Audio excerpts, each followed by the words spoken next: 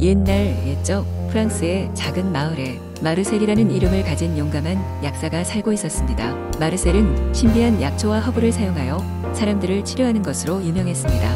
이 마을은 아름다운 숲으로 둘러싸여 있었고 그 숲에는 마르셀이 가장 좋아하는 특별한 장소가 있었습니다. 그곳은 전설에 따르면 마법의 허브가 자라난다고 전해졌습니다. 이 마법의 허브는 모든 병을 치료할 수 있는 기적의 약초로 여겨졌고 하는 이들이 그것을 찾기 위해 숲을 탐험했지만 아무도 그것을 발견하지 못했습니다.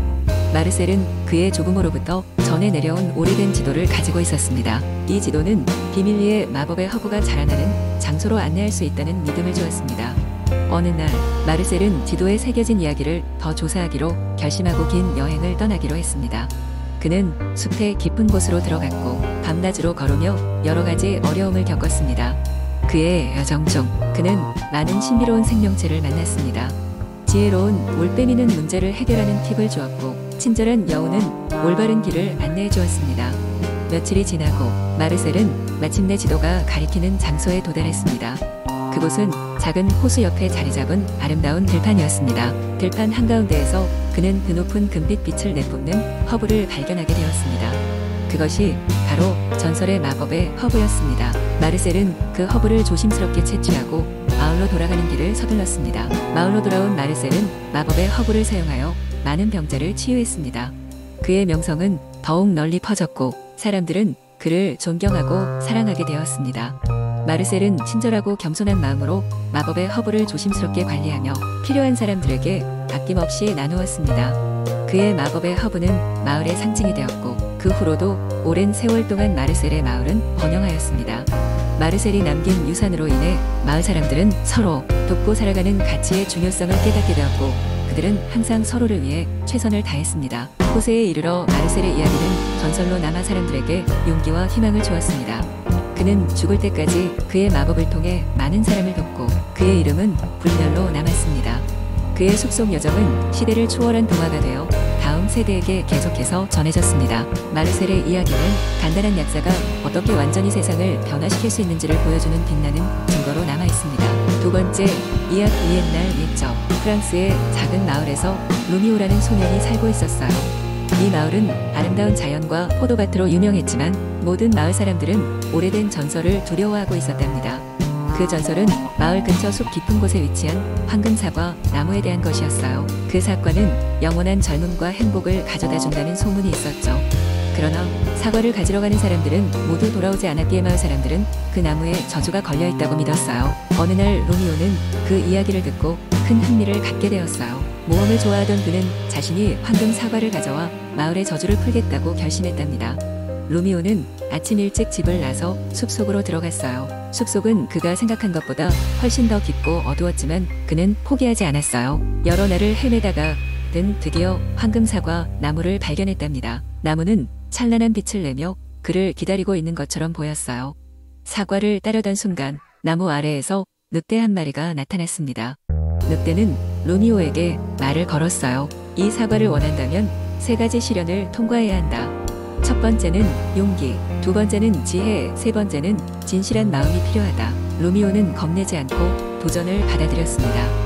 첫 번째 시련은 용기의 시련이었어요. 깊고 어두운 동굴을 통과하는 것이었죠. 로미오는 두려웠지만 포기하지 않고 앞을 향해 걸어갔답니다. 결국 그는 동굴을 통과했고 늑대는 고개를 끄덕였어요. 다음은 지혜의 시련이었어요. 수많은 문이 그 앞에 있었고 그중 하나만이 황금 사과로 가는 길을 열 수 있었죠. 로미오는 문을 살피며 하나하나의 의미를 생각했습니다. 마침내 그는 가장 소박하고 검소한 문을 선택했어요. 문을 열자 늑대가 다시 나타나 이번에는 미소를 지었습니다. 마지막으로 진실한 마음의 시련이 남아 있었습니다. 로미오에게는 그의 과거의 모습들이 보이기 시작했어요. 자신의 실수와 후회들이 가득했지만 그는 자신의 잘못을 인정하고 긍정할 용기를 내었습니다. 그러자 그의 심장은 따뜻해졌고 그는 다시 한번 나아갈 힘을 얻었답니다. 모든 시련을 마치고 로미오는 드디어 황금 사과를 손에 넣을 수 있었어요. 그러나 사과를 집자마자 다시 늑대가 나타나 이렇게 말했어요. 이 사과는 단순한 젊음을 주는 것이 아니라 깨달음을 주는 상징이다. 내가 과거를 직시하고 앞으로 나아갈 수 있는 용기를 배운 것처럼 이 사과는 너에게 그러한 힘을 상기시키는 역할을 할 것이다. 로미오는 미소를 지으며 마을로 돌아왔고 자신이 경험한 이야기를 모두에게 전했어요. 사람들은 그의 용기와 깨달음을 나누며 더 이상 그 전설을 두려워하지 않았답니다. 로미오의 모험은 마을 사람들에게 진정한 행복과 화합을 가져다 주었고 마을은 다시 평화로워졌습니다. 시간이 지나도 로미오는 그 황금 사과를 보며 자신이 배운 것들을 잊지 않았답니다. 결국 그의 이야기는 전설이 되어 오랜 세월 동안 전해졌다고 해요. 세 번째 이야기. 오래전 프랑스의 작은 마을에 각각 독특한 재능을 가진 세 자매가 살고 있었습니다. 큰 자매 로잘리는 누구보다 빠르게 달릴 수 있었습니다. 둘째 에밀리는 누구보다도 아름다운 목소리로 노래할 줄 알았고 막내 클레어는 무엇이든 무사히 귀가할 수 있게 만드는 요리법을 익혔습니다. 어느 날 마을의 마법에 분수가 있다는 소문이 퍼졌습니다. 분수는 밤이 되면 빛을 발하며 그 물을 마신 사람은 소원을 이룰 수 있다는 전설이었습니다. 하지만 분수가 있는 곳은 깊은 숲속에 숨겨져 있어 쉽게 찾을 수 없었습니다. 세 자매는 각자의 재능으로 분수를 찾아보기로 결정하고 마을을 떠났습니다. 로잘리는 먼저 길을 열며 숲속 깊이 달려갔습니다. 그녀는 가장 빠르게 분수에 도달할 것이라고 믿었습니다. 그러나 숲속은 그녀의 빠른 걸음을 시험했고 함정과 기다림의 산물로 그녀를 지치게 했습니다. 잠시 후 에밀리가 그녀의 노래로 숲속의 동물들을 불러 모았습니다. 동물들은 그녀에게 길을 안내하며 위험한 장소를 피해갈 수 있도록 도와주었습니다. 에밀리는 분수에 거의 도착했지만 거기엔 예상치 못한 마법의 보호막이 있었습니다. 보호막은 아름다운 목소리를 두려워한 의도를 가진 자들에게는 결코 열리지 않았습니다. 막내 클레어는 서두르지 않았습니다. 그녀는 준비해온 각종 재료로 캠프를 차리고 맛있는 요리를 시작했습니다. 그녀의 음식 냄새는 숲속의 정령들을 불러 모았고 정령들은 그 맛없는 냄새에 호기심을 갖게 되었습니다. 클레어는 정령들에게 자신이 찾고 있는 분수의 위치를 물었고 정령들은 기꺼이 그녀에게 길을 안내했습니다.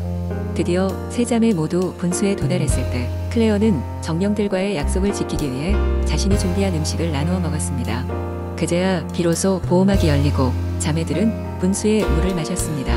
각각의 소원을 속삭였던 순간 기적은 이루어졌으나 그것은 단지 그들이 협력했기에 가능한 일이었습니다. 로잘리는 이제 빠름보다 인내를 배웠고 에밀리는 진정한 소리의 의미를 깨달았으며 클레어는 혼자서는 아무것도 이룰 수 없음을 깨달았습니다. 마법의 분수가 주는 교훈은 바로 함께하는 힘, 그리고 협력의 중요성이라는 것을 알게 된 것이었습니다. 네 번째 이야기.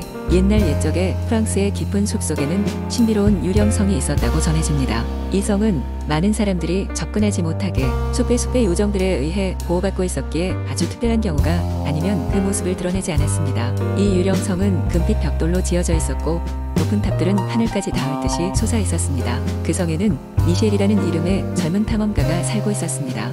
그는 어릴 적부터 이 유령성에 대한 전설을 듣고 자랐습니다. 어른이 되자마자 미셸은 이 전설의 실체를 확인하기 위해 여정을 떠나게 됩니다. 미셸은 강한 의지를 지녔고 두려움을 모르는 사람이었습니다. 그는 숲의 길잡이인 작고 귀여운 고양이 로로와 함께 모험을 떠났습니다. 이들은 며칠 동안 숲을 탐험하며 많은 곤란을 겪었습니다. 비가 내리고 밤이면 으스스한 소리들이 들려왔습니다. 하지만 로로는 놀라운 길잡이였고 미셸에게 가장 안전한 길을 안내했습니다. 어느 날 밤 이들은 놀라운 광경을 목격합니다. 멀리서 금빛으로 빛나는 성이 어렴풋이 눈에 들어온 것입니다. 로루가 그 구조의 방향으로 이끌었고 그들이 도착했을 때는 완전한 장관이 펼쳐졌습니다. 금으로 빛나는 유령성은 정말로 존재했던 것입니다. 성의 문은 무겁고 견고하게 닫혀 있었지만 미셸은 결코 포기하지 않았습니다. 성을 탐험하기로 마음을 먹은 미셸은 추위와 공포 속에서도 성의 비밀을 풀기 위해 모든 수단을 동원했습니다. 며칠 동안 성을 연구하던 중 미셸은 성의 깊숙한 곳에서 신비한 룬 문제를 발견했습니다.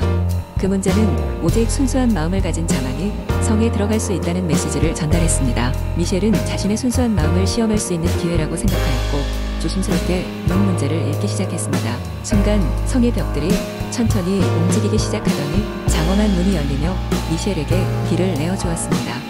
미셸과 로루는 주저없이 성 안으로 들어갔습니다. 성 안은 놀랍도록 아름다웠습니다.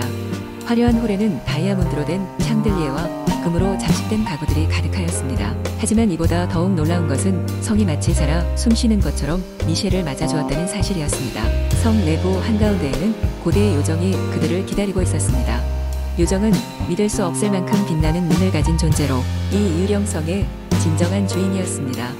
요정은 미셸에게 성의 비밀을 전해주었습니다. 이 성은 사라진 요정들의 마지막 피난처였고 세상의 탐욕에서 성을 지키기 위해 모습을 감춘 것이었습니다. 요정은 미셸에게 자신의 순수함과 용기를 칭찬하며 성의 수호자로서의 임무를 맡겼습니다. 미셸은 그 사명을 기쁜 마음으로 받아들였고 루로와 함께 영원히 이 성의 보호자가 되었습니다. 그날 이후로 전설의 유령성은 다시 모습을 드러내지 않았고 숲에서는 요정의 웃음소리와 함께 영원한 평화가 이어졌다고 합니다. 이렇게 해서 미셸과 루루의 여정은 전설로 남아 오늘날까지도 프랑스의 동화에 전해져 내려오고 있습니다.